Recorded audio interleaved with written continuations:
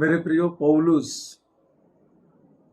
Romeo पुस्तक में एक बातों को समझाने का प्रयास करता है जो कि हम अन्य जाति को समझने की आवश्यकता है।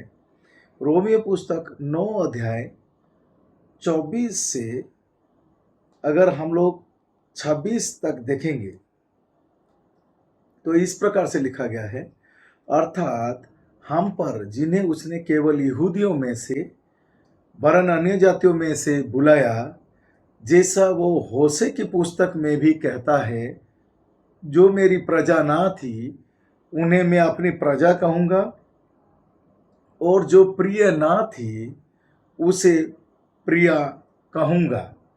और ऐसा होगा कि जिस जगह में उनसे ये कहा गया था कि तुम मेरी प्रजा नहीं हो, उस जगह वे जीवित परमेश्वर की संतान कहलाएंगे। तो यहाँ पर हम लोग देखते हैं कि प्रेरित पौलुस होशे का पुस्तक से एक बातों को वो बता रहे हैं कि जो अन्य जाति है, अन्य जाति पहले परमेश्वर का प्रजा नहीं था, केवल यहूदी लोग उसकी प्रजा था। इसीलिए मैं बारंबार आपको ये समझाने का प्रयास करता हूँ। दूसरा तिमोथी 2 अध्याय 15 में इस प्रकार किंग जेम्स वर्जन में लिखा गया है कि सत्य का वचन को भाग करो। तो सत्य का वचन को भाग करना क्यों जरूरी है? क्योंकि यहाँ पर दो समुदाय है, एक यहूदी समुदाय, एक अन्य जाति समुदाय है। तो अन्य जाति पहले परमेश्वर का प्रजा नहीं था, और लिखा गया है कि जब वो प्रजा नहीं था उसको रिजेक्ट किया गया था, पर वो वक्त आएगा जहां पर वो उसे अपना कहेगा, अपना संतान कहलाएगा। उसी हिसाब से तो पौलुस के जरिए से अगर हम लोग देखते हैं प्रेरित पुस्तक 9 का 15 में ये देखते हैं कि पौलुस को स्पेसिफिक अन्य जाति के लिए भेजा जाता है। तो अन्य जाति के लिए पौलुस के जरिए से ये बातों को पूरा किया जाता है। इसी हिसाब से रोमी पुस्तक 11 का 13 में इस प्रकार से लिखा गया, मैं तुम अन्य जातियों से ये बात कहता हूं जबकि मैं अन्य जाति के लिए प्रेरित हूं। तो अन्य जाति के लिए केवल एक ही जन को प्रेरित रखा गया है, वो पौलुस को रखा गया। तो पहले से जो अन्य जाति थे वो परमेश्वर का प्रिय या परमेश्वर का प्रजा नहीं थे। इसी हिसाब से केवल एकमात्र पौलुस के जरिए से ही अन्य जाति को मौका मिलता है उस योजनाओं में शामिल होने के लिए। पर हमने क्या किया है, हमने प्रेरित पौलुस को नजरअंदाज कर दिया है, और हम लोग हर जगह से अपने लिए बातों को बटोर लिया है। हम लोगों को जो सुविधा लगा वो सब वचन को हम अपने ऊपर लागू करना चालू कर दिया। हम लोग को ये तक मालूम नहीं है कि अन्य जाति के लिए क्या है और यहूदी लोगों के लिए क्या है। जो यहूदी लोगों के लिए था वो हम अपने ऊपर लागू कर रहे हैं। तो हम लोग सोच रहे कि ये हमारे बारे में लिखा गया है। नहीं, ऐसा बिल्कुल नहीं है। इसीलिए जो अन्य जाति है उन्हें समझने की आवश्यकता है कि परमेश्वर का वचन उनके लिए अलग कुछ रखा है, और वो प्रबंध पौलुस के जरिए से होता है।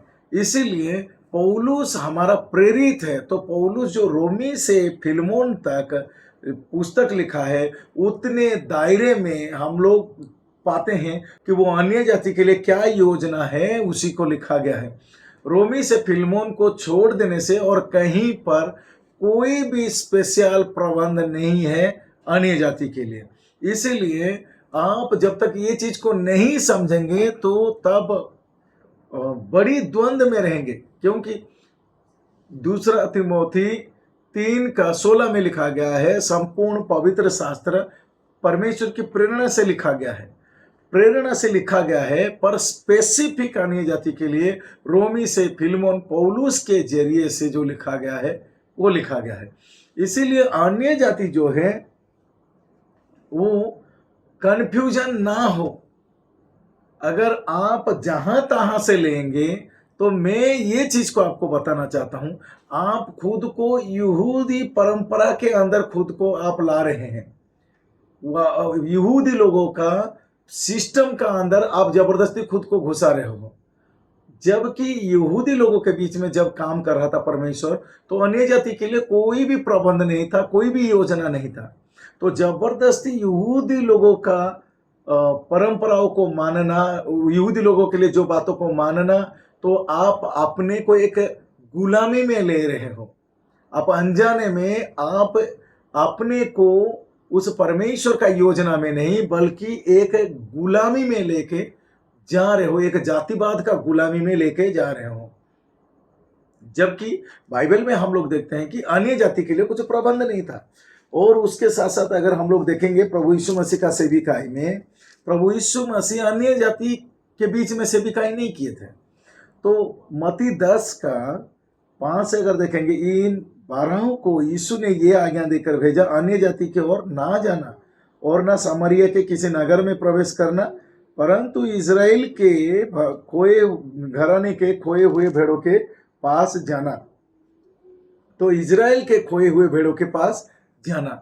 तो इसलिए वो 12 चेले को भी यीशु मसीह धरती का सेविकाई में वो मना किया गया था कि अन्य जाति की ओर नहीं जाना है। तो अन्य जाति के लिए कहीं पर प्रबंध नहीं है पौलुस को छोड़ देने से। इसीलिए बहुत अन्य जाति जो प्रभु में आए हैं या प्रभु में है जो लोग, वो लोग क्या करते हैं, मत्ती मार्कुस लूका यूहन्ना से वो चंगाई के चक्कर में, चमत्कार के चक्कर में वो सोच रहे हैं कि मत्ती मार्कुस लूका यूहन्ना से भी हमारे लिए लिखा गया है, हम लोग उड़ाऊ पुत्र हैं, हम लोग मतलब कि परमेश्वर से मतलब कि दंड पाए हुए लोग हैं। नहीं, ऐसा कुछ भी नहीं है। वो धरती का सेविकाई केवल यहूदी लोगों के लिए था, और आप उसमें जबरदस्ती आप घुस गए हैं और आपको कोई सिखा दिया है, और जिसके कारण आप खुद को उड़ाऊ पुत्र समझने लगे, खुद को आप एक लाचार, एक दुखी, एक पीड़ाओं में पड़ा हुआ समझ लिए हो। जबकि पुराना नियम हो या नया नियम हो, वो यहूदी लोगों के लिए, क्योंकि पुराना नियम यहूदी लोगों को दिया गया था, वो नहीं चलने पाए तो उनके लिए नया नियम दिया गया। तो जब अन्य जाति के लिए पुराना नियम है ही नहीं, तो नया नियम नहीं है। इसीलिए अगर हम लोग देखेंगे प्रेरितों पुस्तक उसका 20 का 24 में पौलुस क्या कहता है, परंतु मैं अपने प्राणों को कुछ नहीं समझता कि उसे प्रिय जानूं, वरन ये कि अपने दौड़ को और उस सेवा को पूरा करूं जो मैंने परमेश्वर का अनुग्रह का सुसमाचार पर गवाही देने के लिए प्रभु यीशु मसीह से पाई है। तो अनुग्रह का सुसमाचार ना हम पुराना नियम में हमारे लिए है, ना नया नियम हमारे लिए है। तो हमारे लिए ये अनुग्रह का समय दिया गया है अन्य जाति के लिए। इसीलिए हमें समझने का जरूरत है। तो यही मौका है। तो पौलुस का सेविकाई का आरंभ से राप्चर होने तक अन्य जाति के लिए मौका दिया गया है कि वो प्रिय हो सकते हैं और या फिर संतान कहला सकते हैं। तो जब राप्चर खत्म हो जाएगा, उसके बाद नया नियम शुरू होगा।